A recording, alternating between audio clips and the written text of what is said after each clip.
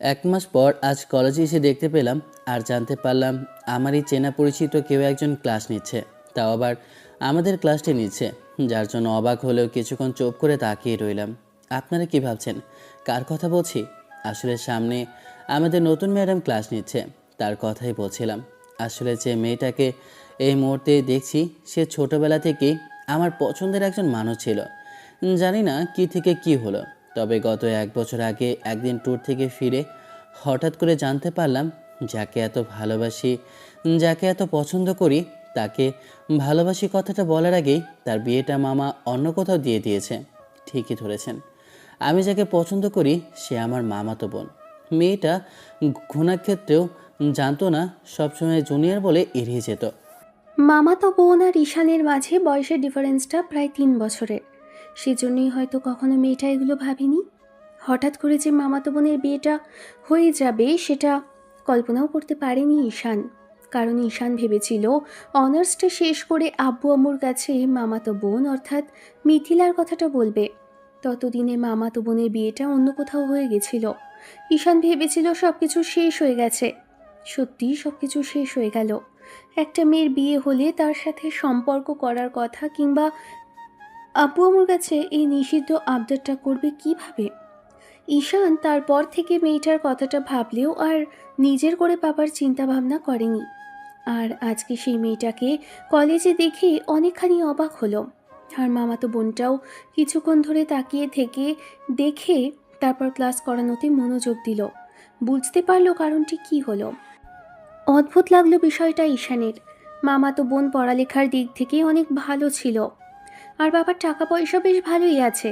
তাহলে জবটা কেন করতে যাচ্ছে? আর ওর হাজব্যান্ড ওকে জব করতে দিল? ঈশান কথাগুলোই ভাবছিল। এর মাঝখানে মনে হলো, যাকগে, এসব ভেবে লাভ নেই। ঈশানকে এমন করে তাকিয়ে থাকতে দেখে এক বন্ধু বিষয়টা বুঝতে পেরে বলতে লাগলো। কিরে, কি সমস্যা তোর? এমন করে ম্যাডামের দিকে তাকিয়ে আছিস যে? চিনিস নাকি ওনাকে? নাকি প্রথম দেখাতেই ভালো লেগে গেল? আরে না, তেমন কিছু না। আসলে উনি আমার পরিচিত, তাই আর কি। মানে কি, প্রপোজ টপোজ করে বসেছিস নাকি অন্য সব স্টুডেন্টদের মতো? না রে, আসলে ম্যাডাম আমার মামাতো বোন, আর ওনার তো বিয়ে হয়ে গেছে। তাহলে ওনাকে আমি প্রপোজ করতে যাব কেন? আর বয়সে বড়, এত বড় একটা মেয়েকে প্রপোজ করবই বা কী করে? লজ্জা শরম তো একটা বিষয় আছে। দাঁড়া দাঁড়া, তুই বলছিস বিয়ে হয়ে গেছে, আবার ম্যাডাম বললো উনি আনম্যারিড। আমার বিষয়টা কেমন খটকা লাগছে। কি করে হলো বলতো? তুই কি ঠিক জানিস নাকি ভুলভাল কী সব বলছিস? আমার মামাতো বোন, আমি জানবো না? আর তুই জেনে গেলি কি হয়েছে না হয়েছে, বিয়েটা হয়েছে কি না? তাও ঠিক, কিন্তু ওনার নাম ঠিকানার জায়গায় এগুলো দেওয়া আছে। তাহলে কি করে কি হলো বলতো? তা জানি না। বিয়ের পর থেকে আমার সাথে যোগাযোগ নেই। আর ওদের বাসায় আমার যাতায়াতটা কমিয়ে দিয়েছি, সেজন্য আমি বলতে পারবো না। আচ্ছা, তুই জানলি কি করে যে ম্যাডাম আনমেরিড কিংবা এগুলো বলেছে? আরে ওই যে হয় না, সবাই এরকম একটা সুন্দরী ম্যাডাম আসলে তাকে পছন্দ করে।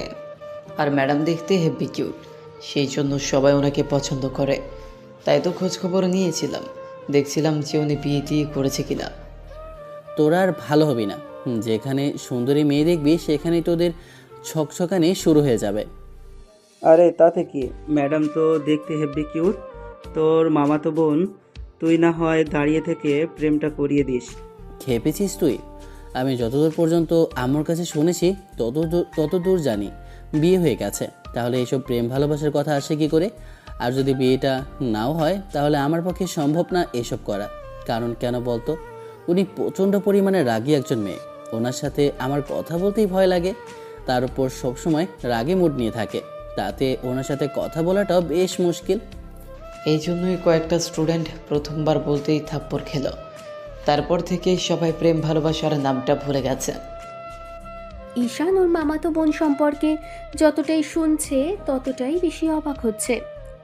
অবাক হবারই কথা, যে মেয়েটা সম্পর্কে ঈশান জানে তার বিয়ে হয়ে গেছে, সে মেয়েটা কিনা এখন আনম্যারিড বেরোচ্ছে। তবে কি ঈশান ভুল শুনছে?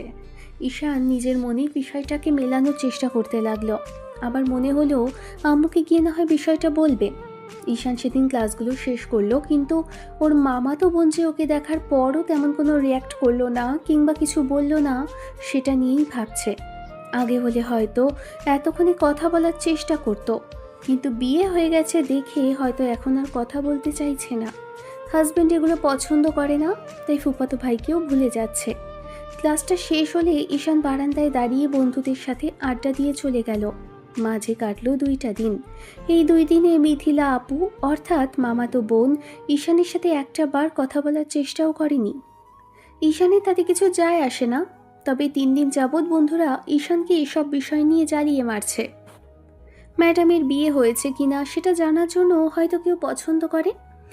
3য় দিন দুপুরে খাবার খাচ্ছিল ভাই বোন মিলে বসে। আম্মু ওদের খাবার বেড়ে দিচ্ছে।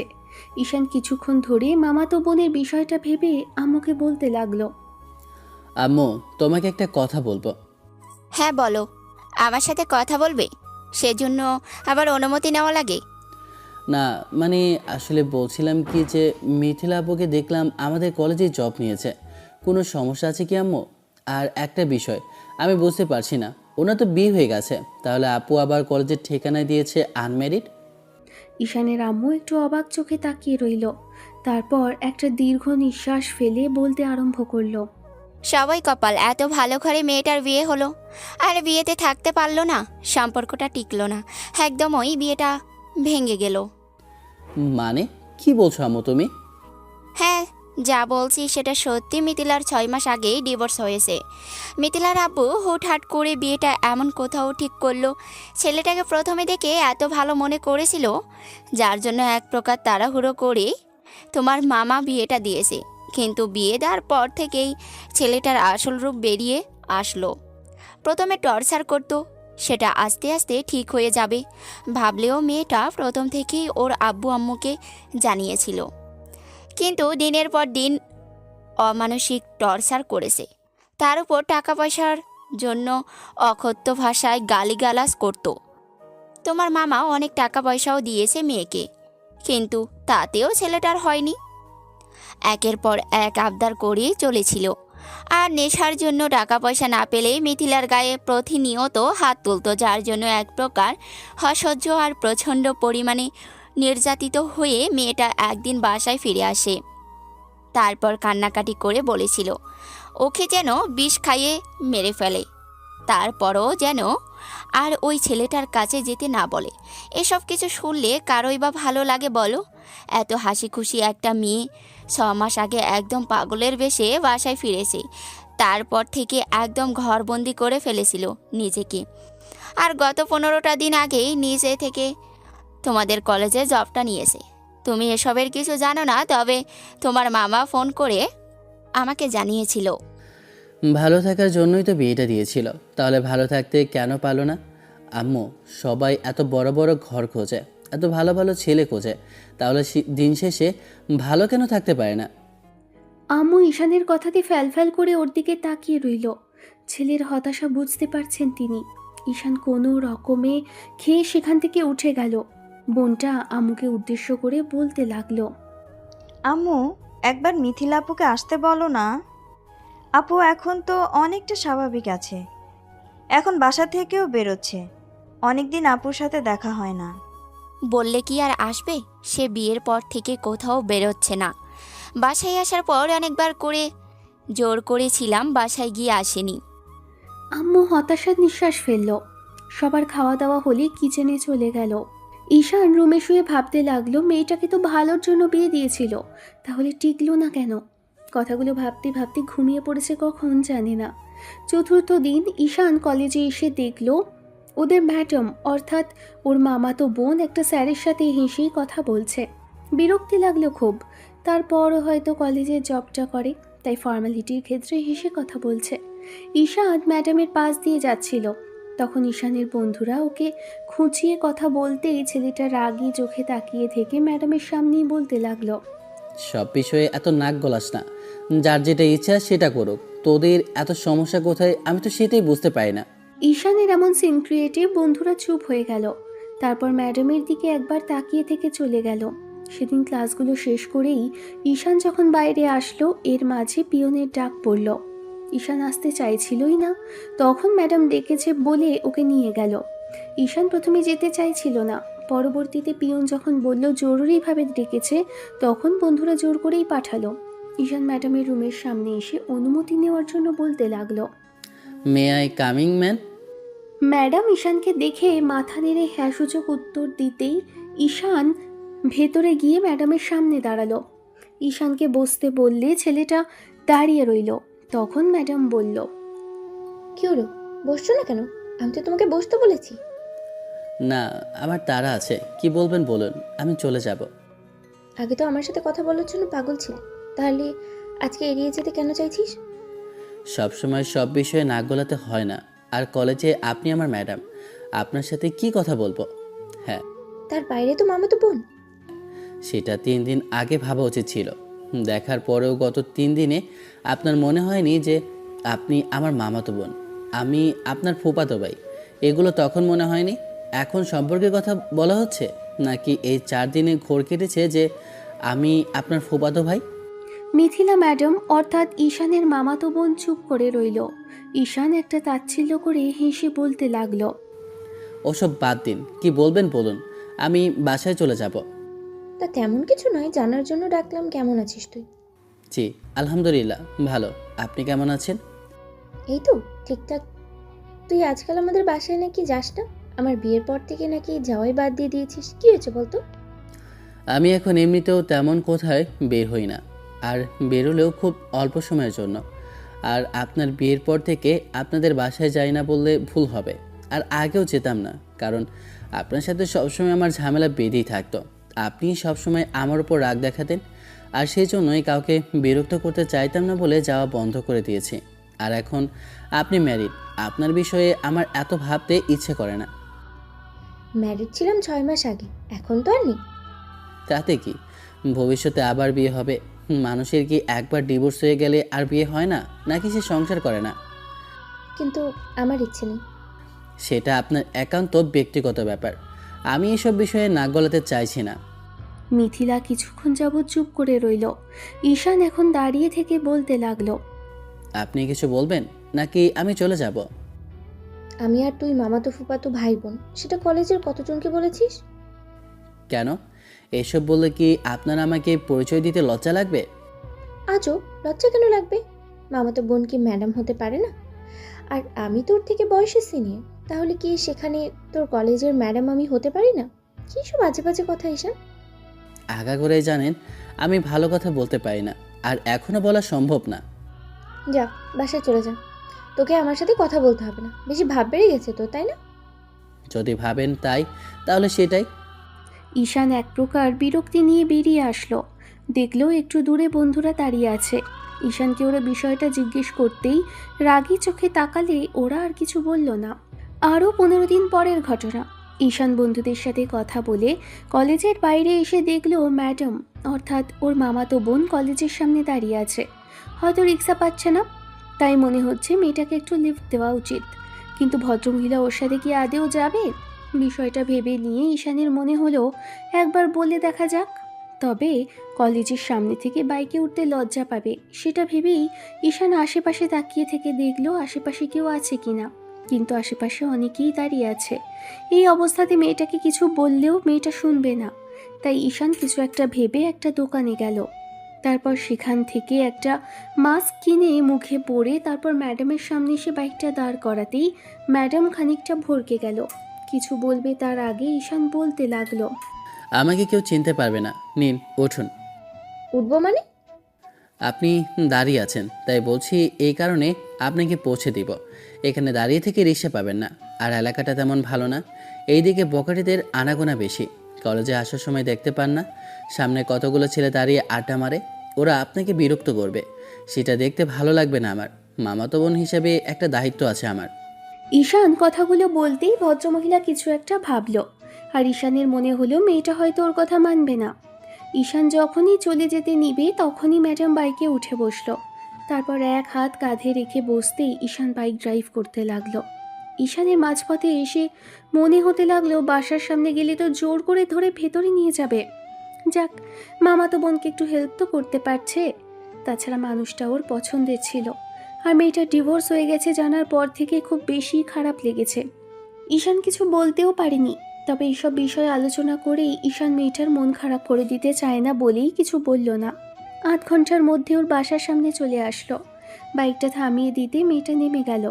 তারপর ধন্যবাদ দিতে গেলে ঈশান বলতে লাগলো, এইসব ছোটোখাটো বিষয়ে ধন্যবাদ দিতে নেই, যান বাসার ভেতরে যান। আর যখন প্রয়োজন হয় কিংবা যখন কোথাও যেতে সমস্যা হয় তাহলে আমাকে অবশ্যই কল করবেন। আর কিছু করতে পারি আর না পারি, একটা লিফট দিতে অবশ্যই পারবো। মিথিলা মুচকি হাসলো। ঈশানের মাথায় হাত বুলিয়ে দিতেই অবাক হলো ছেলেটা। তারপরও মনে হলো মেয়েটা ওকে বাসায় যাওয়ার কথা হয়তো বলবে না। ঈশান চলে যাবে ঠিক তখনই পেছন থেকে ডাক পড়ল।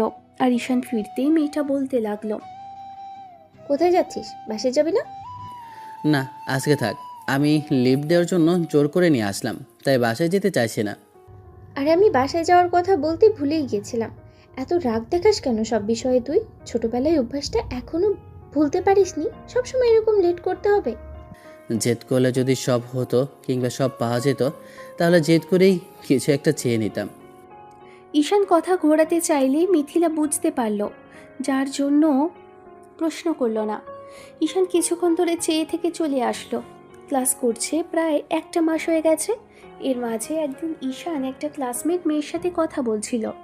এটা আবারও ক্লাসের বারান্দা থেকে ম্যাডাম আসার সময় দেখে ফেলল। মেয়েটার সাথে যে বেশি হাসাহাসি করে কথা বলছে সেটা দেখতে পাবার পর ম্যাডাম কেমন করে যেন তাকালো। ঈশান অবশ্য বিষয়টা খেয়াল করলেও তেমন কোনো চিন্তা ভাবনা করলো না। তবে ক্লাসগুলো করার সময় ঈশানের দিকে মামাতো বোনটা কেমন করে যেন তাকাচ্ছিল। তখন ঈশানের এক বন্ধু বলল, মামা, তোর ম্যাডামের কি হয়েছে বলতো? এমন ড্যাব ড্যাব করে তাকিয়ে আছে কেন বলতো? আমার ম্যাডাম মানে কী সব আজে বাজে কথা বলিস তুই? ইয়া মানে না, আসলে বলতে চাইছিলাম তোর মামা তো বোন। ভুল হয়ে গেছে, গলতি সে মিস্টেক হয়ে গয়া। এই ভুল আর দ্বিতীয়বার করবি না, মেরে পিঠের ছাল তুলে নিব হারামজাদা। বারবার খালি ভুলভাল বলা, তাই না?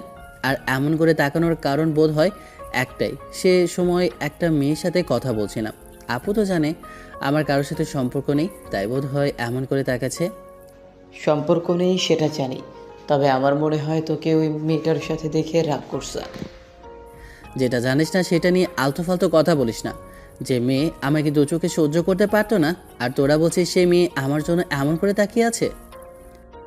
ঈশান বন্ধুদের সাথে গুজুর গুজুর ফুসুর ফুসুর করছিল দেখে এবার ম্যাডাম টেবিলের উপর আঘাত করে বেশ খানিকটা রাগী কণ্ঠেই বলতে লাগলো, সাইলেন্ট! ক্লাসটা গল্প করার জায়গা নয়। গল্প করতে হলে ক্যান্টিনে গিয়ে আর না হলে গাছতলায় গিয়ে বসে করো। এখানে কোনো কথা বলা চলবে না। আমার ক্লাসের বাইরে যা ইচ্ছে তাই করো। ক্লাসের সামান্য পরিমাণের কথা আমি বরদাস্ত করব না। ঘাত ধরে কিন্তু বের করে দেব। ঈশান বুঝতে পারলো কথাটা ওকে ইন্ডিকেট করে বলা হয়েছে, যার জন্য বেশ খানিকটা বিরক্তি নিয়ে ম্যাডামের দিকে তাকিয়ে রইল। ক্লাসগুলো শেষ করে ঈশান যখন বাসার উদ্দেশ্যে যাবে ঠিক তখনই ম্যাডামের রুমে ডাক পড়ল। ঈশান খানিকটা অবাক আর বিস্ময় নিয়ে ম্যাডামের রুমের সামনে আসলো। ম্যাডাম ওকে দেখেই ভেতরে যেতে ইশারা করতেই ঈশান ভেতরে আসলো। তারপর বলতে লাগলো, আমাকে ডেকেছিলেন? আগে তো আমাকে তুমি করে বলতে, এখন আবার আপনি করে বলিস যে? কারণ আপনি আমার সিনিয়র আর কলেজের ম্যাডাম। কলেজের ম্যাডামকে সবাই আপনি করেই বলে, তাকে তুমি বলার পারমিট নেই। আচ্ছা বুঝলাম, বস এখানে। আর বল, কি খাবি, চা নাকি কফি? কলেজটা চা কফি খাওয়ার জায়গা জানতাম না তো। ফালতু কথা না বলে বস, তোর সাথে কথা আছে। রং চা হলেই হবে, আমার কফিটা তেমন ভালো লাগে না। মিথিলা ম্যাডাম প্রিয়ানকে দিয়ে 2 কাপ চা আনালো। এর মাঝখানে নানান কথা জিজ্ঞেস করছিল। তারপর চা আনতে ঈশান যখনই চায়ের কাপে চুমুক দিল সাথে সাথে ম্যাডামের কড়া কণ্ঠের উত্তর, কি সমস্যা কি তোর? ওই মেয়েটার সাথে এত ঢলঢলি করে কথা বলছিলি কেন? গার্লফ্রেন্ড ওটা তোর? কোনটা? রিমি নামের মেয়েটার কথা বলছি। ওর সাথে এত হাসাহাসি করে কথা বলার কি ছিল? রিমি আমার ফ্রেন্ড। মেয়ে ফ্রেন্ডদের মধ্যে ওই একটা ভালো মেয়ে, যার সাথে সব কথা শেয়ার করা যায়। আচ্ছা তাই? শুধু ফ্রেন্ড নাকি অন্য কিছু? হলেই বাকি, সেটা আপনাকে কেন বলতে যাব? তারপর আপনাকে বলি সেটা আমার কানে পৌঁছে দেন, তাই না? কেন? পৌঁছে দিলে কি হবে? উল্টো যদি বাসা থেকে ধরে বিয়ে দিয়ে দেয় তাহলে তোর জন্য ভালোই হবে। ঈশান ভেবেছিল অন্য কিছু বলবে, কিন্তু মিথিলা আপু যে কথাটা ঘুরিয়ে ফেলবে সেটা ভাবিনি। যাই হোক, কিছুক্ষণ কথা বলা শেষে ম্যাডাম ওকে বাসায় পৌঁছে দেওয়ার কথা বললে ঈশান অবাক হলো। তারপর জিজ্ঞেস করলো, সমস্যা হবে না আমার সাথে যেতে? কেউ দেখলে খারাপ ভাবে তো? সেদিনও তো গেলাম। সেদিন যেহেতু খারাপ ভাবলো না, সেহেতু আজকে কোনো সমস্যা হবার কথা নয়। সেটা অবশ্যই ঠিক। আমি কলেজের বাইরে গিয়ে একটু দূরে দাঁড়াচ্ছি, আপনি আসুন। ঈশানের কথাতে মিথিলা হ্যাঁ সূচক উত্তর দিতেই ঈশান বাইরে আসলো। এর মাঝখানে আশেপাশে তাকিয়ে দেখলেও ক্যাম্পাসে অনেক স্টুডেন্ট আছে, সবার ক্লাস ছুটি হয়নি। অবশ্য মিথিলা আপুর হয়তো ক্লাস শেষ, তাই বাসাতে চলে যাচ্ছে। ঈশান আপুর আগে আগেই কলেজের ক্যাম্পাসের বাইরে আসলো।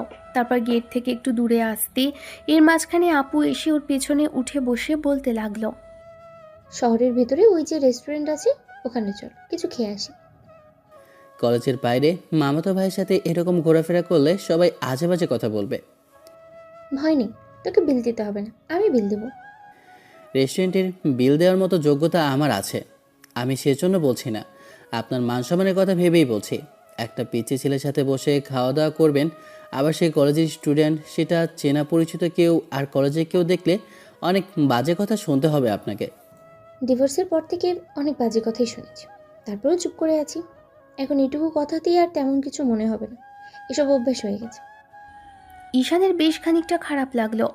একটা মেয়ে ডিভোর্সি হলে এই মেয়েটাকে মানুষ ঠিক কতটুকু বাজে কথা বলে আর কত বাজেভাবে ইঙ্গিত করে সেটা ঈশান খুব ভালো করেই জানে। কারণ এই সমাজ বড়ই অদ্ভুত। এক সম্পর্ক ভাঙার পেছনে যারই দোষ থাক, এমনকি দুজনের সমানভাবে দোষ না করলেও মেয়েটাকেই একতরফাভাবে দোষী মনে করে। বিয়ের সম্পর্কে ডিভোর্স হওয়ার ওর পুরুষের কিচ্ছু যায় আসে না। দোষটা পুরুষের হাজার থাকলেও মেয়েটারই দোষ হয়। দুজনে মিলে রেস্টুরেন্টের বেশ কিছু খাবার টেস্ট করলো। খাবার ফাঁকে ঈশান দেখলো মিথিলা আপু আজকে বেশ ফুরফুরে মেজাজে আছে, কারণ অনেকদিন বাদেই আপুকে হাসতে দেখা যাচ্ছে। গত 1 মাসে তেমন করে হাসতে দেখেনি, আর আজকে হেসেই কথা বলল। তাই ঈশান বলল, আজকে এত খুশি লাগছে যে? কই না তো, আসলে অনেক দিন বাদে তোর সাথে বেরোলাম, আর আগে তো তোর সাথে ঝামেলা লেগেই থাকতো, আর আজকে সেই সব কথাগুলোই মনে পড়লো। কত সুন্দর ছিল দিনগুলো, আর বিয়ের পর থেকে সব এলোমেলো হয়ে গেল। এসব নিয়ে মন খারাপ করতে হয় না আপু, যেটা হয়ে গেছে সেটা উপরওয়ালার তরফ থেকে হয়েছে। তোমার হয়তো ওখানে সুখ লেখা ছিল না, তাই তুমি ওখানে থাকতে পারোনি। আজ বাদে কাল দেখবে অন্য কেউ তোমার লাইফে আসবে, তার সাথে তুমি অনেক ভালো থাকবে। কিন্তু আমি আর চাই না কারোর সাথে নিজের জীবনটাকে জড়াতে। এমন কারোর সাথে নিজেকে জড়াতে চাই না যার সাথে জড়ালে আবার সেই অনিশ্চিত ভবিষ্যতের দিকে আগাবো। সবসময় উপরওয়ালা মানুষের পরীক্ষা ফেলেন না, তুমি দেখো এরপর তোমার জীবনটা অনেক সুখের হবে আপু। আচ্ছা বুঝলাম, কিন্তু তুই বলতো তোর বিষয়টা কি? ওই মেয়েটা কি সত্যি তোর গার্লফ্রেন্ড? প্রায় প্রায় দেখি কথা বলিস, নিশ্চয়ই কিছু একটা আছে তোদের মাঝে। মেয়েটাও মনে হয় তোকে পছন্দ করে, যদি হয় তাহলে বল, আমি তোদের প্রেমটা করে দিই। না, লাগবে না, আর প্রেম ভালোবাসার প্রতি আমার বিশ্বাস নেই। ঈশানের এমন ধারা কথা দিয়ে মিথিলা আপুর হয়তো বিষয়টা ভালো লাগলো, তাই মুচকি হেসে ঈশানের হাতের উপর হাত রেখে বলতে লাগলো, যাক, শুনে ভালো লাগলো যে প্রেম ভালোবাসার প্রতি কোনো আগ্রহ নেই, নাকি আপুকে দেখানো হচ্ছে? তুমি সত্যি আমার কাছে শুনে দেখো যে আমি সত্যি না মিথ্যা বলছি। হ্যাঁ, যাবো এক সময়, অনেকদিন যাওয়া হয় না। ফুপি আম্মু প্রায় বলে যাবার জন্য। বাসায় আসার পর থেকে অনেকবার জোর করেছে, কিন্তু মন মেজাজ ভালো না বলেই যেতে পারিনি। সব বিষয়ে মন খারাপ করে থাকলে হয় না, মানুষের পরিস্থিতি যেমন তেমন করেই তাকে মানিয়ে নিতে হয়। বেশ ভালো কথা বলতে শিখে গেছিস তো। পিচ্চি ভাইটা দেখছি অনেক ভালো বুঝতে জানে। ওই আর কি, এখন চলো বাসার দিকে যাওয়া যাক। ঈশান মিথিলাকে বাসায় পৌঁছে দিল, কিন্তু মেয়েটা ওকে ভেতরে না নিয়ে কোথাও গেল না। জোর করে ভেতরে নিয়ে গিয়ে নাস্তা করালো। ঈশান অনেকক্ষণ মামির সাথে কথা বলল, মামা বাসায় নেই। মামি বারবার করে জিজ্ঞেস করলো কেন বাসায় আসে না। ঈশান তেমন কোনো জবাব দিল না। তখন মিথিলা বলতে লাগলো, বাসায় আসবে কি করে? এখন তো বড় হয়ে গেছে, আর গার্লফ্রেন্ড রাগ করবে না মামাতো বোনের সাথে যদি কথা বলে? আলতু ফালতু কথা বলো না তো আপু, তুমি নাকি আবার বিয়ে করেছো আপু? দেখেছো আম্মু, সামান্য মজা করলাম তাতেই রেগে যাচ্ছে। আর আগে কত বকাঝকা করতাম, তাতেও রাগ করতো না। ছেলে মানুষ বড় হয়ে গেলে এটাই হয় আম্মু। ঈশান অনেকক্ষণ মামির সাথে কথা বলল, তারপর সন্ধ্যার মুখে দুজনের থেকে বিদায় নিয়ে চলে আসলো। পরদিন মিথিলা আপু কলেজে আসেনি, যার জন্য ঈশান একটু অবাক হলো। অনেকেই অনেক কথা জিজ্ঞেস করলো ম্যাডাম কেন আসেনি। ঈশান নিজেই জানে না, তাহলে বন্ধুদের কি জবাব দেবে। তবে যখন বাসায় আসলো এসে জানতে পারলো আব্বু নাকি বাসাতে নেই। বিষয়টা অবাক লাগলো। ঈশানের সেদিন রাতে যখন খাবার খাচ্ছিল তখনই আব্বু বলতে লাগলো, শোনো, তোমার ভাই তার মেয়ের আবার বিয়ে ঠিক করেছে। ছেলেটা নাকি বেশ ভালো, তাই এবার দেখে শুনে বিয়ে ঠিক করেছে। আমি আমি ভাবছি যে কাল তোমাকে আগে পাঠাবো, তারপর পরে গিয়ে আমি ওখানে উপস্থিত হব। আসলে আমার কিছু কাজ বাকি আছে, কাজগুলো শেষ করলেই তবেই যেতে পারবো, তাই তোমরা আগে চলে যাও। ঈশানের প্রচণ্ড পরিমাণে খারাপ লাগলো মিথিলা আপুর বিয়ের কথা শুনে। একই মেয়েটার একবার বিয়ে হয়েছিল, তার ওপর আবার 6-7 মাস যেতে না যেতেই আবারও কেন বিয়েটা ঠিক করতে হলো। ঈশান কিছুতেই মানতে পারছে না। আম্মু ঈশানের দিকে তাকিয়ে থেকে বলতে লাগলো, আব্বু, তোমার আবার কোনো কাজ নেই তো? কাল তো কলেজ বন্ধ, তাই বলছিলাম আমরা আগে আগে চলে গেলেই ভালো হয়। হ্যাঁ হ্যাঁ, ঘরোয়াভাবে বিয়ে, আগে আগে যাওয়াটাই ভালো। ওরাও বেশ ভরসা পাবে। এই সময় বেশ পাশে থাকাটা জরুরি। তাছাড়া মিথিলা কি করে তার ঠিক আছে নাকি? বিয়েতে রাজি আছে কিনা কে জানে। তোমার ভাই তো হয়েছে রাগী বদমেজেছি, জোর করেই মেয়ের বিয়ে যেখানে ইচ্ছে সেখানেই দিবে। ঈশান কোনো কিছু বলতে পারল না। কোনো রকমে একটু খেয়ে রুমে চলে গেল। আম্মু ছেলে যাওয়ার দিকে তাকিয়ে রইল। রাতে ঈশান মিথিলা আপুকে কল করলো। কয়েকবার বাজতেই মেয়েটা কল রিসিভ করলো। ওপার থেকে কোনো কথা বলছে না দেখে ঈশান বলতে লাগলো, তুমি নাকি আবার বিয়ে করছো আপু? মিথিলা আপুর থেকে কোনো রেসপন্স পেল না ছেলেটা। আপু চুপ করে আছে দেখে ঈশান বেশ খানিকটা তাচ্ছিল্য করে হেসে বলতে লাগলো, ছেলেকে পছন্দ হয়েছে? ছেলের সম্পর্কে খোঁজখবর নিয়েছো, নাকি না দেখেই আব্বুর কথা মতো মাথা নেড়ে দিয়েছো? আমার এর মধ্যে কি কথা থাকতে পারে? আমার জীবনের সব গুরুত্বপূর্ণ সিদ্ধান্তই আমার আব্বু বারবার করে নিচ্ছেন। আমি বললেও তাকে আটকানো যাবে না। অপছন্দ হলেও তাকেই বিয়ে করতে হবে। তাহলে বারণ করেই বা কি হবে? তাহলে বিয়ে করে নাও, বারণ করার কি আছে? তুমি তো অনেক বাধ্য মেয়ে, তাই না? নিজের ভালো লাগলো কি না লাগলো সেটা আব্বু আম্মুকে বলতেই পারো না। ঈশান আর কোনো কথা না বলে কলটা রেখে দেয়। পরদিন আব্বু আম্মু যাওয়ার জন্য জোর করছিল দেখে ঈশান বারবার করে বলল, ভালো লাগছে না আমার, তোমরা যাও, গিয়ে বিয়ে দেখে আসো। বিয়েটা তো এমনভাবেই হচ্ছে না যার জন্য দেখতে যেতে হবে। আগের বিয়েটা দেখিনি, এটা দেখেই বা কী করব? এরকম করে বলতেছো কেন? ও বোন হয় তোমার, এত রাগ দেখাচ্ছ কি জন্য আব্বু? শেষে বোনের জোড়াজুড়িতে যেতে বাধ্য হলো ঈশান। মামার বাসায় এসে দেখলো তেমন আয়োজন না করলেও ঘরোয়াভাবে মেয়েটার বিয়ে হচ্ছে। পাত্রপক্ষের লোকজন এসে বসে আছে। কিছুক্ষণ যাবৎ ঈশান পাত্রের দিকে তাকিয়ে রইল। ঠিক তখনই মনে হতে লাগলো বাইরে হট্টগোল চলছে, আর বেশ কিছু আত্মীয় স্বজন এসেছে। ঈশান তাদের সাথেই কথা বলতে লাগলো। ঈশানের মনটা ভালো নেই। আবারও মেয়েটাকে কেন বিয়ে দিতে হবে? ঈশান ভেবেছিল এবার অন্তত অনার্সটা শেষ করতে পারলে আব্বু আম্মুকে বলবে মিথিলা আপুকে ওর পছন্দ। ঈশান বারবার করে ভাবছে অনার্স শেষ করবে, তারপর বিয়ের কথা বলবে। আর যে মেয়েকে নিয়ে কথা বলবে সেই মেয়েটার বারবার করে বিয়ে হয়ে যাচ্ছে। এবার বোধ হয় আর শেষ রক্ষাটাও হলো না। দুপুর গড়াতেই কাজী আসলো। বিয়েটা যখনই শুরু করতে যাবে এর মাঝখানে পুলিশের গাড়ির শব্দ হলো।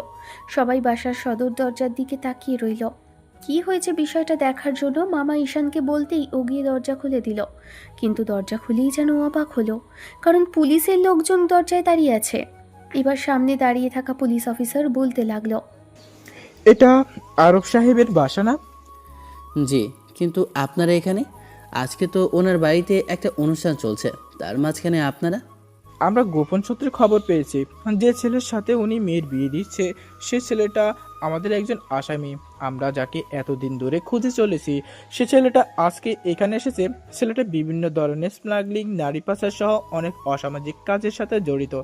এমনকি গত 2 দিন আগে একটা রেপ কেসের সাথে জড়িত ছিল। বদমাসটাকে খুঁজে পাচ্ছিলাম না, কিন্তু আজকে গোপন সূত্রে খবর পেয়ে চলে আসলাম আসামি ধরতে। অফিসারের কথাতে ঈশান বুঝতে পারলো যে ছেলেটার সাথে মিথিলার বিয়ে হওয়ার কথা ছিল সেই ছেলেটার সম্পর্কে এমন কথা বলছে। মামা এগিয়ে আসলো। কিছু জিজ্ঞেস করার আগেই ঈশান বলতে লাগলো, মামা দেখো না, ওরা কি বলছে, যে ছেলের সাথে নাকি আপুর বিয়ে দিচ্ছ, সে ছেলেটা কী সব করেছে? মামা আর ছেলের বাবা এগিয়ে আসতেই ছেলেটা তাড়াহুড়ো করে উঠে দাঁড়ালো।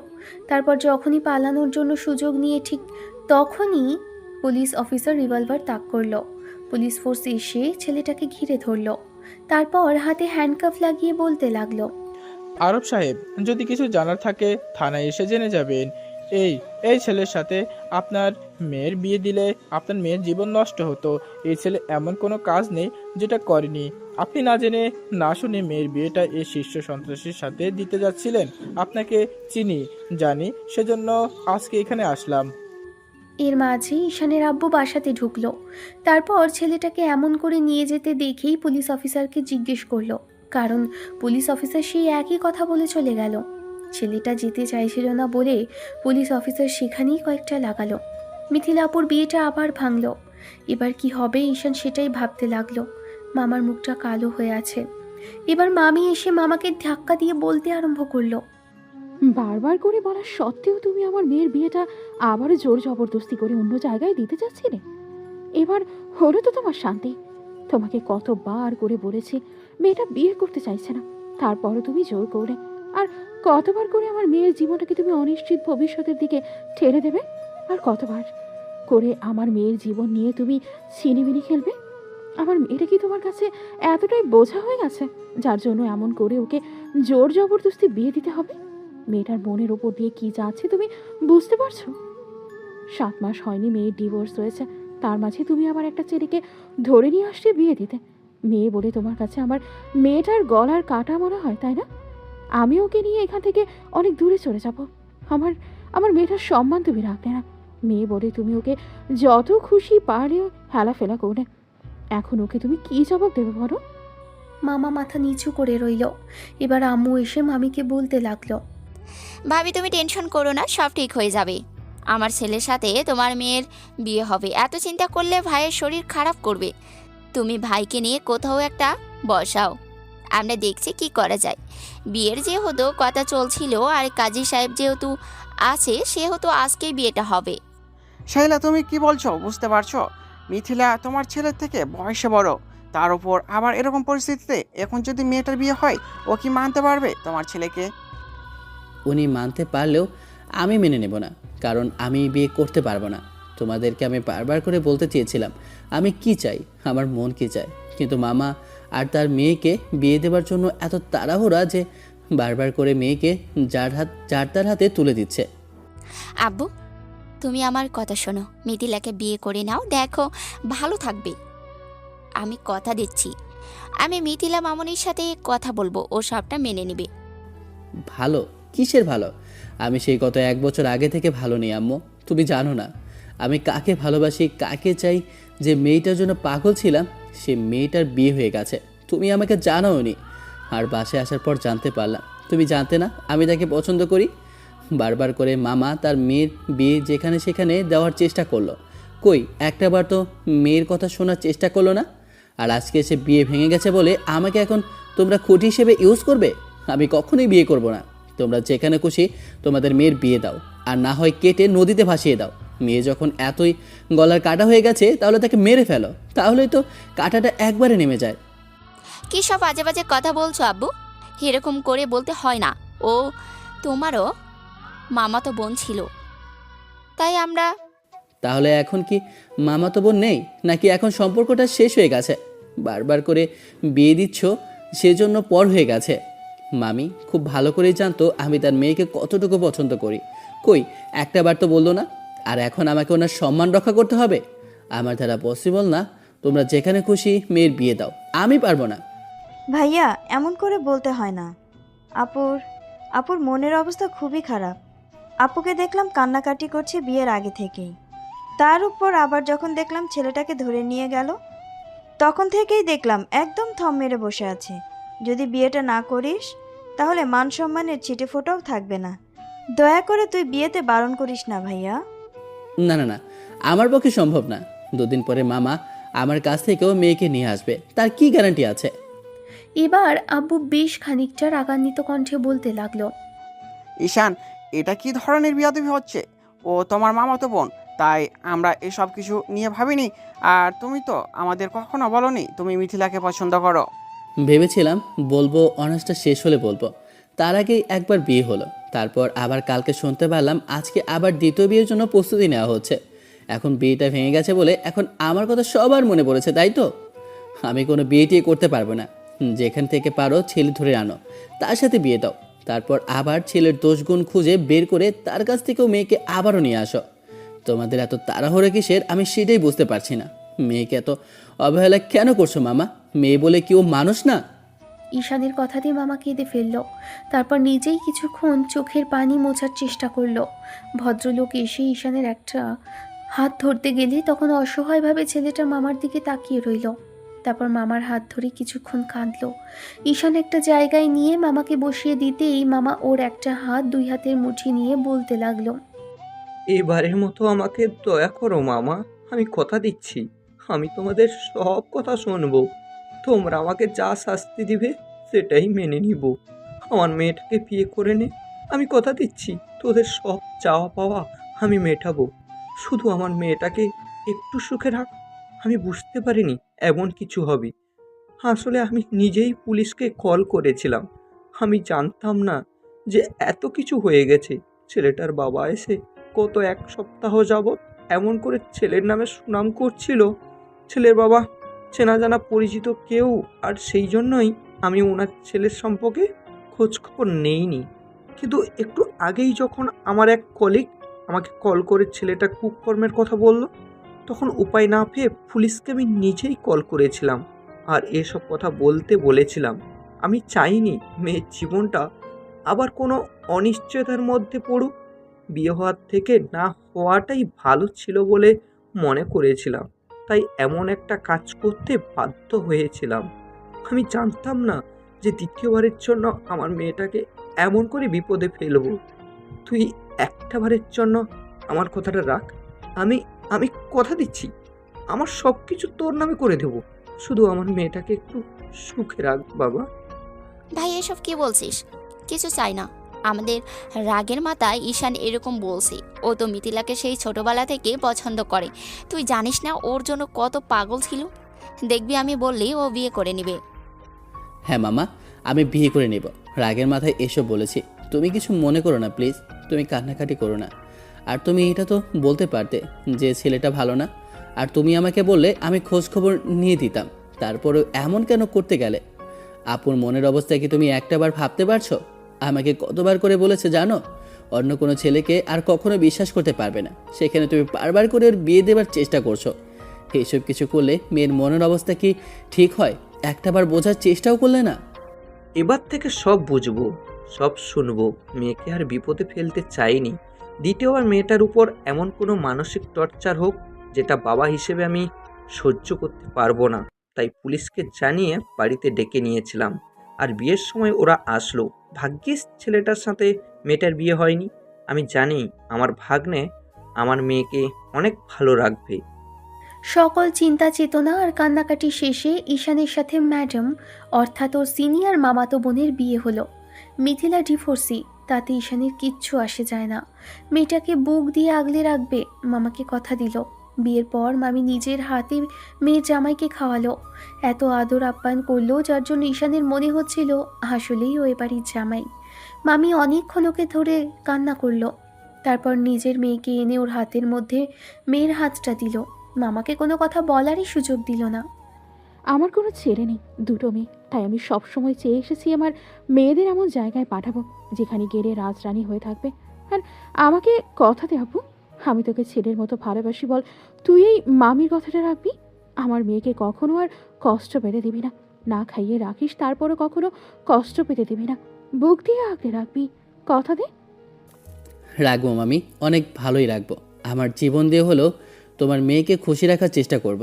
তারপর আর কখনো কোনো আশ লাগতে দেব না। দেখো। মামা গাড়িতে ওঠার সময় অনেক করে বুঝিয়ে দিল। ঈশান বলল দুদিন বাদে ওদের বাসায় যেতে। ঈশান ভেবেছে এখানে আর আসবে না, তবে মেয়েটাকে পরিবেশ আর পরিস্থিতির জন্য কিছুদিন সময় দেবে। ঈশান জানে না কি হবে, তবে মিথিলা আপু যে ওকে মেনে নিতে পারবে না সেটা ঈশান খুব ভালো করেই বুঝতে পারছে। ঈশান সারা রাস্তা মামাতো বোন অর্থাৎ ওর ম্যাডাম বউয়ের একটা হাত ধরে রেখেছে আর বারবার করে নিজেই মেয়েটার চোখ মুছে দিয়েছে। এসব কিছু বোন দেখছিল আর মুচকি মুচকি হাসছিল। বুঝতে পারছিল ভাই তার মামাতো বোনকে ঠিক কতটুকু ভালোবাসে। যাই হোক, বাসায় আসার পর মেয়েটাকে নিয়ে ঈশান রুমে চলে গেল। আর আম্মু ওকে কোলে নিতে বললেও ঈশান কোলে নিল না, কারণ মিথিলার মনের অবস্থাটা ভালো নয়। বাসাতে আসতে গিয়ে বেশ খানিকটা রাতই হয়ে গেছে, তাই ঈশানের বন্ধুদের জানানোর সুযোগ হয়নি। তবে ঈশান ভাবলো যে কাল সকালে জানিয়ে দিবে।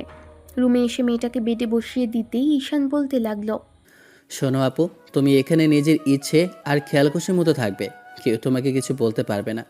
তুমি এই বাড়ির রাজকন্যা হয়ে থাকবে, তোমার গায়ে একটা ফুলের টোকাও লাগতে দেব না, কারো বদনজর তোমার উপর পড়বে না, সবসময় আঁকড়ে রাখবো। কখনো কখনো নিজেকে একা ভাববে না, আমাকে হাজব্যান্ড না ভাবতে পারো, নিজের ফ্রেন্ড ভেবে অন্তত একটু বিশ্বাস করো। আমি সবসময় তোমার পাশে আছি, তোমার থেকে বয়সে জুনিয়র, তারপরেও আমি চেষ্টা করব সবসময় তোমাকে মানসিকভাবে সাপোর্ট করার। আমি চাই তুমি এর মধ্যে থেকে বেরিয়ে আসো, আবার সেই আগের মতো হাসি খুশি থাকো। আমি তোমাকে সম্পূর্ণভাবে সাপোর্ট করব। তোমার সামনে যতই বিপদ আসুক, জানবে একজন তোমার পাশে আছে।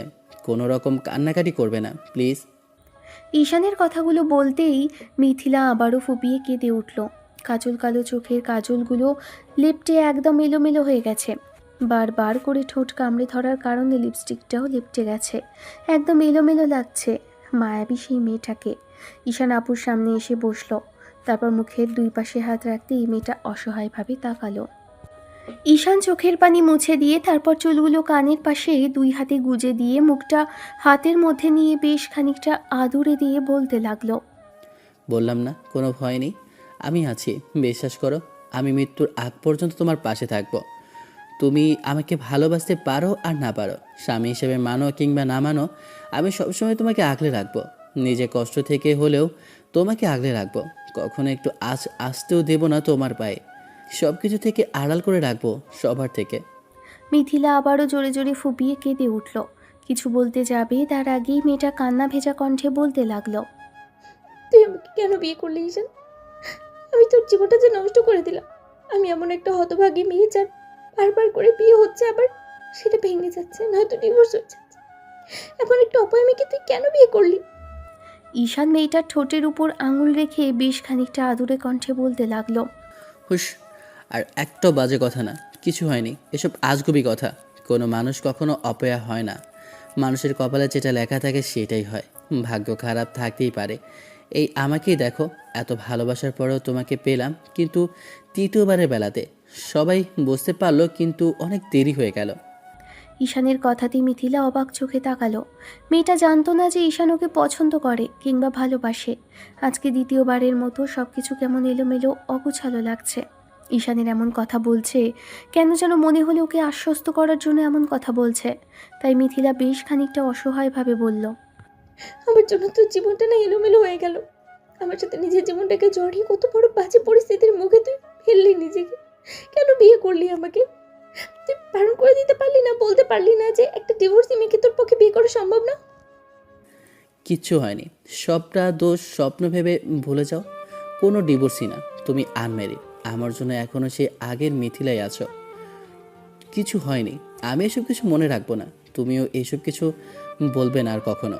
আমি বুঝতে পারছি এ কথা কেন বলছো, হয়তো শুনতে পেয়েছো আমি বিয়েতে বারণ করেছিলাম, কিন্তু কেন করেছিলাম জানো?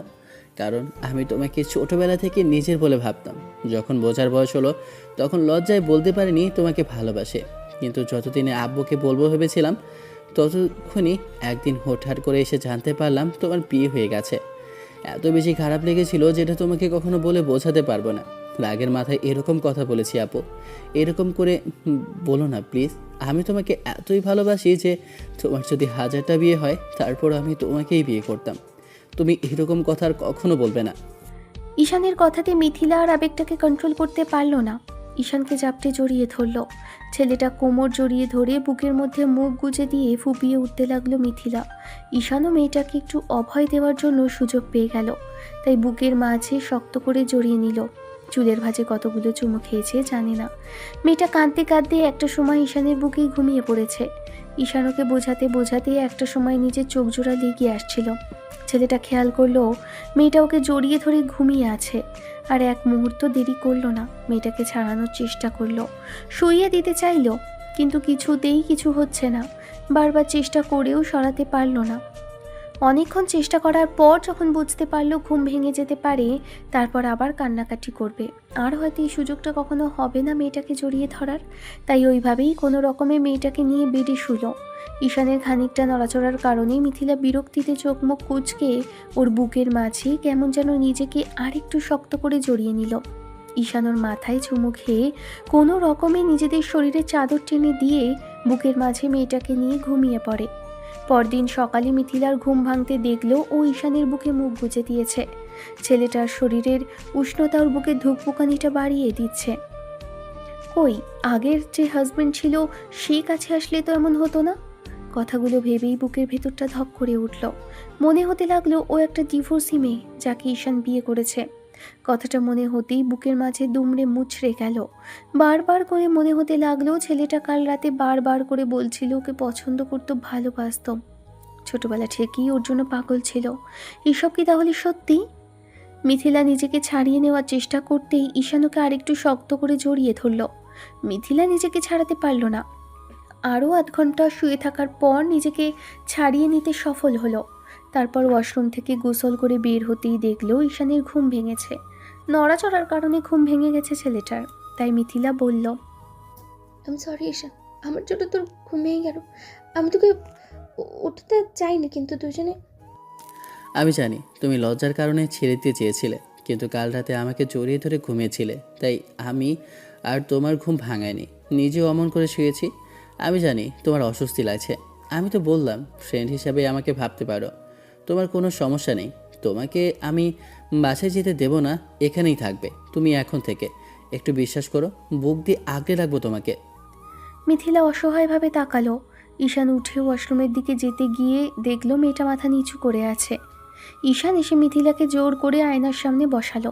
তারপর চুলগুলো যত্ন সহকারে মুছে দিতে লাগলো। মিথিলার চোখে পানি টলমল করতে লাগলো।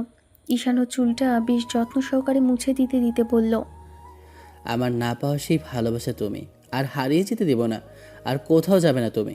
তোমাকে আমার সারা জীবনের জন্য চাই। কে কি বললো না বললো আমি কিছু ভাবতে চাই না।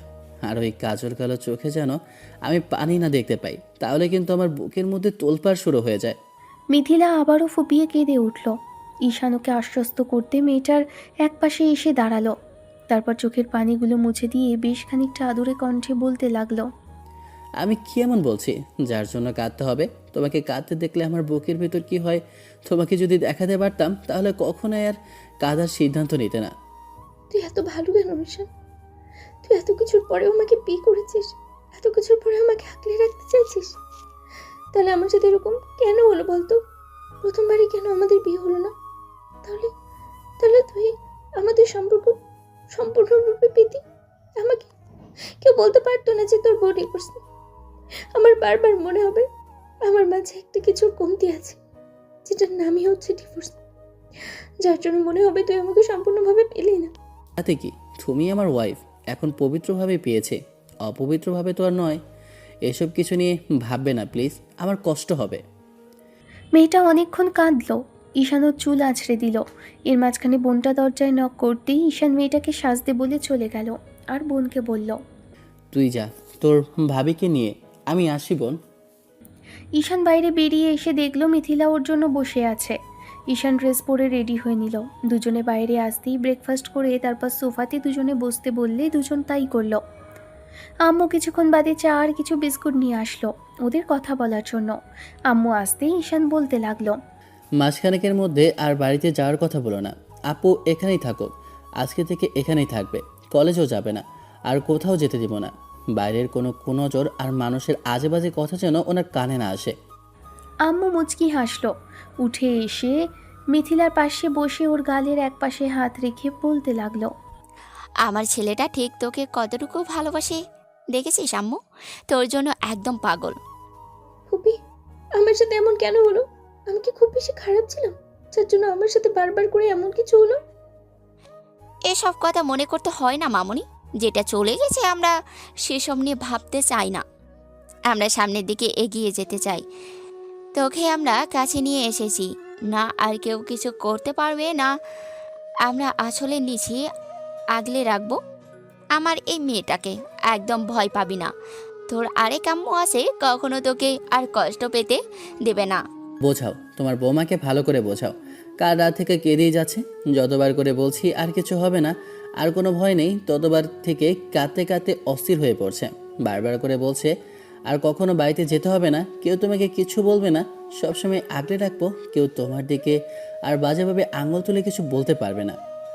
এর মাঝে আম্মু মিথিলাকে বোঝাতে আরম্ভ করলে মিথিলা আম্মুর কোলের মধ্যে শুয়ে পড়ল। আম্মু মেয়েটার মাথায় হাত বুলিয়ে দিতে লাগলো।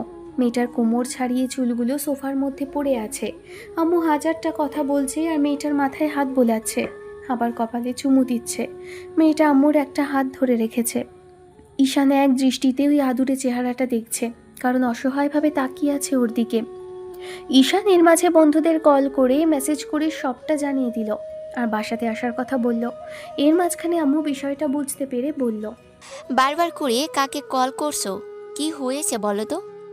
না মানে আসলে বন্ধুদের বলেছিলাম, ওরা তো জানে না বিয়ে করেছে, পরে জানতে পারলে কষ্ট পাবে।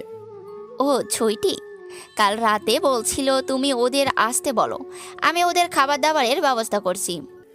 ভয় নেই, তোমাকে বেরোতে হবে না, তুমি কোথাও যাবে না, ওদের সামনেও আসতে হবে না। আমি এমন কারোর সাথে বন্ধুত্ব করিনি যারা তোমাকে বাজে কথা বলবে কিংবা খারাপ কিছু বলে তোমার মন খারাপ করে দেবে। দুপুর অবধি ঈশান মিথিলার আশেপাশে বসেছিল। দুপুরের দিকে বন্ধুরা আসলে এত সব গিফট নিয়ে, বন্ধুর হুটহাট করে বিয়ে, তারপরও গিফট এনেছে, আবার ফুল টুল সব কিছু নিয়ে আসলো। ঈশান বলেছিল ওদের বাসর হয়নি, যার জন্য বন্ধুরা এসে বাসর ঘর সাজাতে আরম্ভ করলো। এগুলো খুব বেশি প্রয়োজন ছিল না, হঠাৎ করে বিয়েটা হয়েছে, তার উপর মামা কী সব কাণ্ড কারখানা করছিল, তাই বিয়েটা করলাম। মেয়েকে আর যেন জোর করে অন্য কোথাও বিয়ে না দিতে পারে, তাই বিয়ে করে ফেললাম। দেখি এবার কোথায় নিয়ে যায় আমার বউকে। বউ কথাটা শোনার সাথে সাথে মিথিলার বুকের ভেতর কেমন যেন করে উঠল। বারবার করে মনে হতে লাগলো এরকম একটা পাগল ছেলে ওকে ভালোবাসে, ও আগে কেন বুঝতে পারলো না? তাহলে হয়তো এতটা খারাপ লাগতো না, এতটা কষ্ট পেতে হতো না। মিথিলা ঈশানের কাণ্ড কারখানা দেখছিল। ছেলেটা বন্ধুদের সাথে বেশ হাসাহাসি করেই কথা বলল। এর মাঝখানে মিথিলা ওদের জন্য নাস্তা নিয়ে আসলে ঈশান বলতে লাগলো, তুমি আবার এগুলো করতে গেলে কেন? ওরা এমনিতেই বাসা থেকে খেয়ে এসেছে, আর একটু পরেই না হয় একবারে ডিনার করে নিত। কী সব বলছিস? ভাবির সাথে নাস্তা খেতে হবে না, নতুন ভাবি বলে কথা। মিথিলা মুচকি হেসে চলে গেল। তখন ঈশান রাগী চোখে তাকাতেই শুভ এসে ওকে একপাশ থেকে জড়িয়ে ধরে বলল, মামা, শেষ পর্যন্ত নিজে থেকে 3 বছর বয়স বড় মামাতো বোনকে বিয়েটা করেই ফেললি। তা কি করে বলে পটালি বলতো? ভাবি এত সহজে রাজি হয়ে গেল। কলেজে যে পরিমাণ রাগী, তাতে আমার মনে হচ্ছিল না যে তোকে বিয়ে করতে রাজি হবে। মনে হচ্ছিল তুই আমাদের গুল মারছিস, তাই বিশ্বাস হয়নি। সেজন্য দৌড়ে চলে আসলাম, আর এসে দেখছি এসব কাণ্ড কারখানা। ভালোবাসার মানুষদের অপূর্ণভাবে রাখতে চায়নি উপরওয়ালা, তাই পেয়েছি। ভবিষ্যতে দেখিস তোদের সংখ্যাটা দূর হবে, কারণ খুব শীঘ্রই আমরা বেবির প্ল্যানিং করব। এত তাড়াতাড়ি গাড়ি চালালে গাড়ি ব্রেক ফেল করবে, একটু ধীরে সুস্থে চালাও। সেটা তো অবশ্যই, তবে তোদের এসব নিয়ে ভাবতে হবে না। বন্ধুদের সাথে অনেকক্ষণ কথা বলল। সন্ধ্যার মুখে ওরা খাওয়া দাওয়া করে তারপর বন্ধুকে আশ্বস্ত করে চলে গেল। ঈশান দেখেছে মিথিলা অর্থাৎ ওর মামাতো বোন বউ ঈশানের বন্ধুদের সাথে বেশ ভালোভাবেই কথা বলেছে। ঈশান ভেবেছিল মেয়েটা লজ্জা পাবে, কথা বলতে চাইবে না, কিন্তু ঠিকই কথা বলল। খাবার সময় সবাইকে খাবার উঠিয়ে দিচ্ছিল, আর তাতে ঈশান খানিকটা আশ্বস্ত হলো যে মেয়েটা ওর সাথে মানিয়ে নিতে পারবে, তাই তেমন করে কিছু বলল না। যাই হোক, ঈশান খাওয়া দাওয়া শেষ করে মিথিলার সাথে রুমে এসেছে একটু আগে। মামা মামি ফোন করে আবারও কান্নাকাটি করছিল। ঈশান ওদের সাথে ভালোভাবেই কথা বলল। মিথিলা শুধু আম্মুর সাথে কথা বলল, রাগে দুঃখে আব্বুর সাথে কথা বলেনি। যাই হোক, ঈশান রুমে এসে একটা বালিশ নিয়ে যখনই সোফার দিকে যেতে নেবে তখন মিথিলা বলল, তুই কোথায় যাচ্ছিস? কোথায় যাচ্ছি মানে? তোমাকে একা থাকতে দিচ্ছি। তোমার যদি অস্বস্তি হয়, কাল রাতে তো হুটহাট করে জড়িয়ে ধরলে আর ঘুমিয়ে পড়েছিল বলেই তো তেমন করে জড়িয়ে ধরেছে। এখানে আয়। আর জড়িয়ে ধরলে কি খুব বেশি সমস্যা? কোলবালিশ জড়িয়ে ধরিস প্রতিদিন, আমাকে ধরলে কি খুব বেশি খারাপ লাগবে? না আসলে মানে তোমার মনের অবস্থাটা ভালো না, সেজন্য এগুলো আমি ভাবিনি, কিন্তু তুমি এমন কথা বলছো, তার মানে কি মজা করছো? মোটেই না, কোলবালিশ জড়িয়ে ধরার থেকে আমাকে ধরবি। আমারও না ঘুমাস না কোলবালিশ জড়িয়ে না ধরলে। তুই থাকলে আর ধরতে হবে না। পরে গায়ের উপর হাত পা তুলে দিলে মারতে পারবে না। কলেজে যে হারে সবাইকে শাসাও, এখানে কিন্তু আমি তোমার বর, সে হিসাব হিসাব করে রেখো। মিথিলা ঈশানকে বলতেই ঈশান বেডে শুয়ে পড়ল। ঈশান ওর ম্যাডাম বউয়ের দিকে তাকিয়েছিল। মিথিলা ওর দিকে তাকিয়ে চোখজোড়া বন্ধ করে নিতে ঈশান মিথিলার গালের উপর হাত রাখল। মেয়েটা অবাক হয়ে তাকিয়ে রইল। ঈশান তখন বলতে লাগলো, বিশ্বাস করতে পারো, খারাপ কিছু করব না তোমার অনুমতি ছাড়া। আর তুমি যদি কখনো কাছে আসতে বারণ করো, তাও আসবো না, তোমার অপেক্ষায় থাকবো। মিথিলার বুকের ভেতরটা কেমন যেন কেঁপে উঠল। মিথিলা জানে না, ঈশানের কথাতে কিছু তো একটা ছিল যার জন্য একটা ভালো লাগা কাজ করলো। ওর জন্য অদ্ভুত রকমের মায়া, অদ্ভুত রকমের চাওয়া পাওয়া, ভালোবাসা আর অতিরিক্ত পাওয়ার আকাঙ্ক্ষা আছে। মিথিলা ছেলেটাকে বেশি দেরি করাবে না, তবে ওকে ভালোবাসার জন্য একটু সময় নিতে চায়। পরদিন সকালে ও সেটাই, একই অবস্থা, দুজন দুজনকে জড়িয়ে ধরে রেখেছে। আজকে মিথিলা আসলে লজ্জা পেল না, উঠে চলে যেতেই ফ্যাল করে তাকিয়ে রইল জড়িয়ে ধরে রাখতে, কিন্তু সেটাকে প্রাধান্য দিল না। মেয়েটার মনের অবস্থা খুবই খারাপ, যদিও হেসে কথা বলছে, তারপরও জানে ওর মনটা ভালো নেই। 15টা দিন এমন করে কাটলো, আর এই 15টা দিনে ঈশান মিথিলার বিশেষটাও অনেকটাই জয় করে নিয়েছে, কিন্তু মিথিলা সেটা বলেনি। রাতে দুজনে একই বেডে শোয়, ঘুমের মাঝে দুজন দুজনকে জড়িয়ে ধরে, এর বাইরে আর কিছুই হয়নি। মাঝে মধ্যে মেয়েটা মন খারাপ করে থাকলে ঈশানের গালের পাশে হাত রাখে, খুব আদুরে কণ্ঠে বোঝায়, মিথিলার এগুলোই চাই, এর বাইরে তো বেশি কিছু চাইনি। ছেলেটা এত এত গিফট দেবে, এত গহনা, এত দামি দামি পোশাক, এত কিচ্ছু তো চাইনি। চেয়েছিল একটা মানুষ যে কিনা ওকে পাশে থেকে বোঝাবে, ভালোবাসবে, যত্ন করে রাখবে, আগলে রাখবে। ঠিক তেমন একটা মানুষকে পেলো, তবে অনেক দেরি করে ফেললো। ঈশান যদি প্রথমে ওর লাইফে আসতো, এটাই ভাবছে। ঈশানকে নিয়ে তেমন কিছু ভাবা হয়নি, কিন্তু বিয়ের পর থেকে ভাবতে শুরু করেছে। কিন্তু আদেও কি ওকে ভালোবাসতে পারবে কিনা সেটা নিয়েই একটা শঙ্কার মধ্যে আছে। 15 দিনের মাথায় সেদিন মিথিলা কলেজে যাওয়ার বিষয়টা বলতেই ঈশান তখন ওকে বলতে লাগলো, তুমি শিওর তো কলেজে গিয়ে মন খারাপ হবে না তো আবার? আর বাবা না, তা কেন হবে? না, যদি আবার দেখা গেল মন খারাপ হয় কিংবা কেউ জিজ্ঞেস করে, তাহলে কি বলবে? যেটা সত্যি সেটাই বলে দেবো। তুমি আমার বর, সেটা বলে দেবো। এখন এসব নিয়ে ভাবতে হবে না। যাও, বাইকটা রেডি করো, অনেকদিন চালাও না, আজকে দুজনে বাইকে করে যাব। ঈশান আম্মুর থেকে বিদায় নিয়ে তারপর মিথিলাকে নিয়ে বাইকে করে কলেজের দিকে যাচ্ছিল।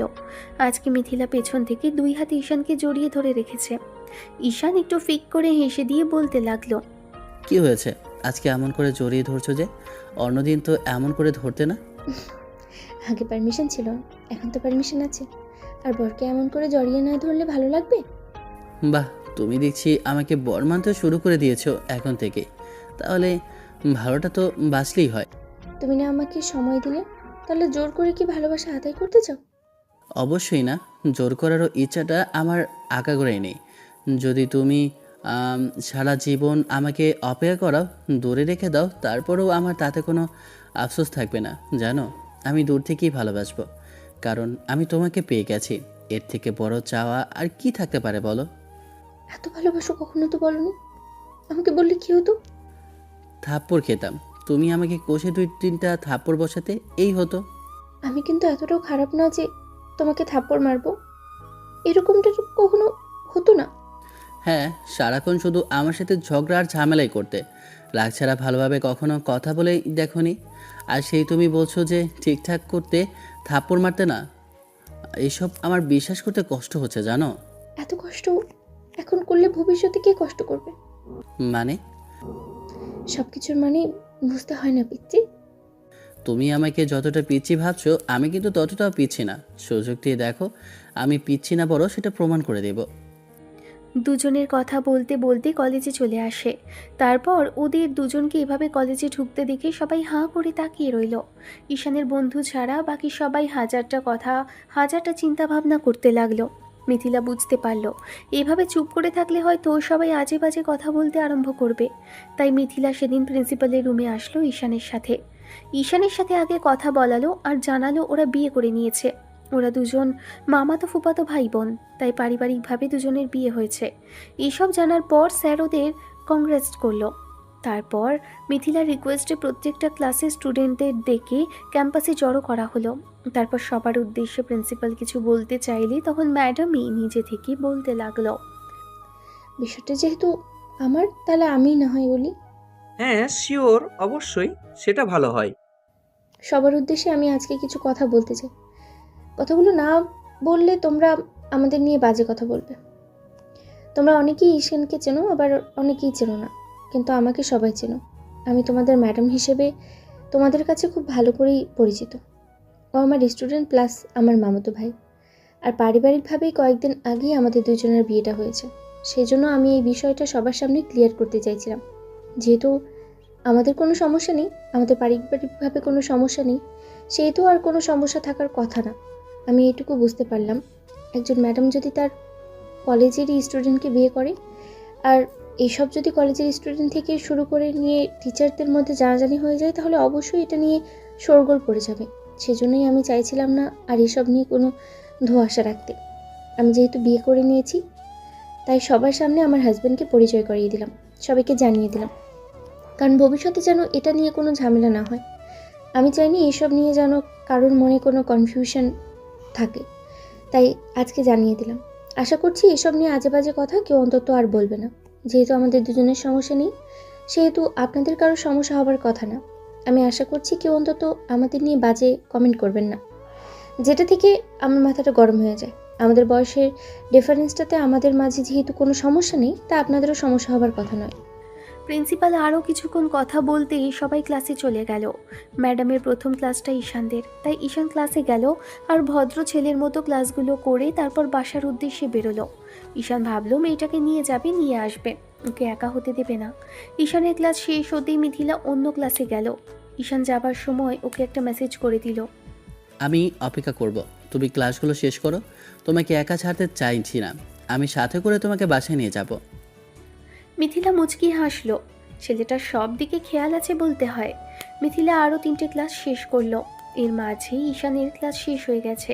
ক্যান্টিনে বসেছিল মিথিলা, নিজে থেকে কল করলো। তারপর ঈশান এসেও সামনে দাঁড়াতেই আবার আগের মতো দুজনে কলেজে চলে গেল। মাঝে কেটে গেল 1.5 মাস। বিয়ের যে কিভাবে 1.5 মাস পার হয়ে গেছে জানে না। দুজনের অতিরিক্ত বিশ্বাস, ভরসা আর ভালোবাসার মধ্যে দিয়েই এতগুলো দিন কেটে গেল। আর এই দিনগুলোতে ঈশান প্রচণ্ড পরিমাণে মিথিলাকে ভালোবেসে ফেলেছে, আর অতিরিক্ত পরিমাণে কাছে পাবার প্রবল ইচ্ছা আকাঙ্ক্ষা পোষণ করেছে। ছেলেটা মুখে হয়তো কিছু বলতে পারেনি, কিন্তু মিথিলা বুঝতে পেরেছে। প্রতি রাতে মিথিলা ঈশানের একটা হাত বুকের মাঝে জড়িয়ে ধরে ঘুমায়। মিথিলা বুঝতে পারে ঈশান কাছে আসলে মিথিলার বুকের ধুকপুকানিটা বেড়ে যায়, তাই মিথিলার মাঝে মাঝে খুব হাসি পায়। এই পিচ্চি ছেলেটা কিনা ওর পর। যাই হোক, 1.5 মাসের মাথায় সেদিন ঈশান মিথিলাকে বাসায় পেল না, কারণ ওর একটা ক্লাস টেস্ট ছিল, যার কারণে মেয়েটা আগে আগে কলেজে চলে আসছে আজকে। এর মাঝখানে রাস্তায় একটু জ্যামে আটকে যাওয়ার কারণে একটা রিকশায় দেখলো ওর এক বান্ধবী বসে আছে। ঈশান মেয়েটাকে রিকোয়েস্ট করলো ওর সাথে যাওয়ার জন্য। তখন মেয়েটাও ভাবলো যে দেরি হয়ে যাবে, তাই ঈশানের মেয়েটাকে বাইকে করে নিয়ে আসলো। আর আসার সময় বেশ হাসাহাসি করেই কথা বলতে লাগলো। এই ঘটনাটা আবার দাঁড়িয়ে মিথিলা বেশ ভালো করেই দেখেছে ক্লাসরুমের বারান্দা থেকে। দুজনে বাইকে করে এসেছে তা নয়, উল্টো মেয়েটার সাথে আরও কিছুক্ষণ হাসাহাসি করে দাঁত কেলিয়ে কেলিয়ে কথা বলেছে। এসব আবার মিথিলা ম্যাডামের সহ্য হলো না, যার কারণে মেয়েটার ক্লাস টেস্টটা শেষ করে মাথা ব্যথার কথা বলে বাসায় চলে এসেছে। বিরক্তি লাগছে খুব। এই ছেলেটার কি খেয়ে দিয়ে কোনো কাজ নেই? এসব মেয়েদের সাথে এত ঢলাঢলি করে কথা বলতে হবে কেন? লিফট দিয়েছে সে পর্যন্ত ঠিক আছে, কলেজে এসে আবার এত হাসাহাসি কিসের? এইসব ভেবে রিক্সা করে মন খারাপ করে বাসায় চলে আসে। মিথিলা বারবার করে ঈশানের দিকে তাকাচ্ছিল, কিন্তু ঈশান সেটা খেয়াল করেনি। ছেলেটা ক্লাসগুলো শেষ করে মেয়েটাকে কল করলেও মিথিলা কল রিসিভ করলো না। ঈশান বেশ খানিকটা টেনশন নিয়ে বাসায় আসলো। পথে আম্মুকে কল করতেই জানালো মিথিলা বাসায় চলে এসেছে। একটু অবাক হলো ঈশান, মেয়েটা তো কখনো ওকে না বলে আসে না, আজকে কি এমন হলো তাহলে? হয়তো শরীর খারাপ লাগছে। আম্মু তো বললো যে মন খারাপ করে আছে, তাই মনে হলো সত্যিই হয়তো মন খারাপ। কিন্তু কী কারণে আবার মন খারাপ হলো? বাসায় এসে তাড়াহুড়ো করে বাইকটা রেখে আম্মুর কাছে জিজ্ঞেস করলো মিথিলা কোথায়। আম্মু তখন বলে দিল, দেখো গিয়ে রুমে আছে হয়তো। মিথিলার জন্য ঈশানের প্রচণ্ড পরিমাণে টেনশন হচ্ছিল, তাই তাড়াহুড়ো করে দৌড়ে রুমে এসে দেখলো মিথিলা বেডে শুয়ে আছে। ঈশান এসে গেলে কপালে হাত দিয়ে দেখলো, কিন্তু মেয়েটার শরীরে কোনো জোর নেই। ঈশান এখন ওর গালের পাশে হাত রেখে বলতে লাগলো, কি হয়েছে তোমার? এরকম করে শুয়ে আসো যে এই অবেলায়? আর আমার কলেজ থেকে চলে আসলে একটাবার তো আমাকে বললেও না। মিথিলা কথা বলল না, চোখ বন্ধ করে নিল। ঈশান অনেকক্ষণ কথা বলার চেষ্টা করেও মেয়েটা যখন কথা বলল না, তখন ঈশান ফ্রেশ হতে চলে গেল। একটু বাদে এসে দেখলো মিথিলা ঘুমিয়ে পড়েছে। তারপর উঠলো একদম বিকেল 4টের দিকে। কি হয়েছে সেটা জানার চেষ্টা করলে মিথিলা উঠে ওয়াশরুমে চলে গেল। ফ্রেশ হয়ে আসলো, আম্মুর সাথে গিয়ে রান্না করতে লাগলো। ঈশান ওর আশেপাশে ঘুরঘুর করতে লাগলো। আম্মু বারবার করে মিথিলাকে বলছিল কি হয়েছে সেটা জিজ্ঞেস করার জন্য, কিন্তু মিথিলা কিচ্ছু বলল না। আম্মু বুঝতে পারলো দুজনের অভিমান হয়েছে। তখন আম্মু মিথিলার গালের পাশে হাত রেখে বলতে লাগলো, যদি মান অভিমান হয়ে থাকে তাহলে মিটিয়ে নাও মামনি, না হলে পরবর্তীতে নিজেদেরই কষ্ট পেতে হবে। তুমি এর মাঝে কথা বলো না পপি আম্মু, আমি বুঝে নেব। ঠিক আছে, কিন্তু আমার ছেলেটাকে বেশি কষ্ট দিস না। ও তোকে বড্ড বেশি ভালোবাসে, তারপর দেখবি কান্নাকাটি করবে শেষে। আম্মুর কথাতেই মিথিলা মুচকি হাসলো। রাতে ডিনারের সময় ঈশান বারবার করে ইশারা করলো মিথিলাকে, পা দিয়েও টাচ করলো, চিমটি কাটলো, তারপরও কাজ হলো না। মেয়েটা খাওয়া দাওয়া করে সব কিছু গুছিয়ে রেখে রুমে আসতেই ঈশান এসে পেছন থেকে ওর হাত ধরলো। তারপর নিজের দিকে জোর করে ঘুরিয়ে নিয়ে 2 হাতে মেয়েটার কোমর চেপে ধরলো।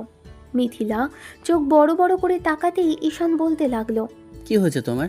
ইগনোর করতেছো কেন আমাকে? আরে কি হবে, আর তোমাকে আমি ইগনোর করতে যাবো কেন? তুমি তো ভালোই আছো, তাহলে ইগনোর করার কি হলো? কলেজ থেকে দেখে আসছি ইগনোর করছো।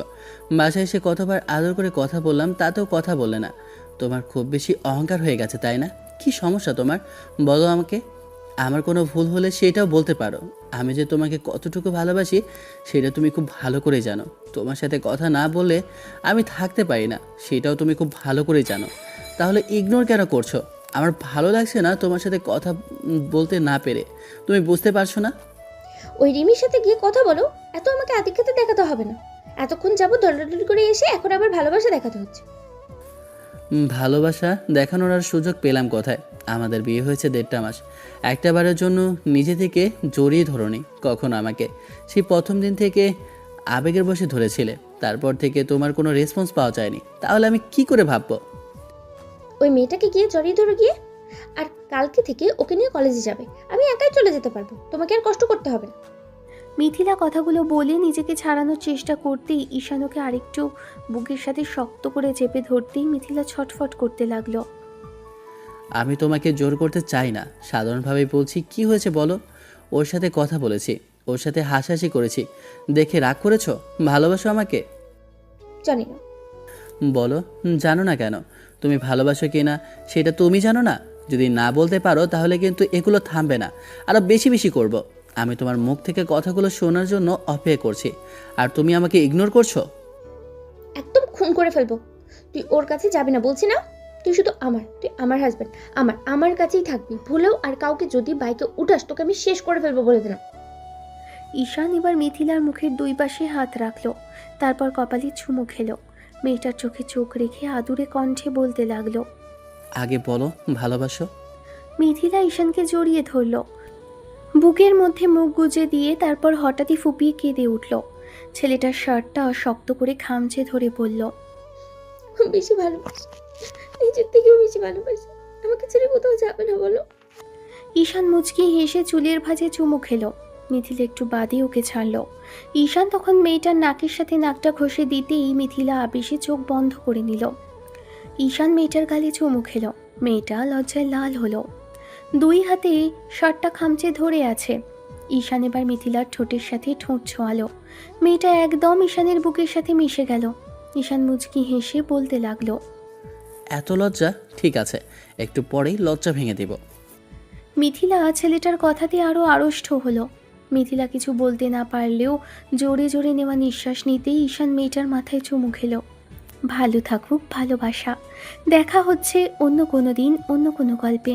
ততদিন পর্যন্ত সুস্থ থাকবেন, ভালো থাকবেন, আমাদের সাথেই থাকবেন। ধন্যবাদ। আল্লাহ হাফিজ।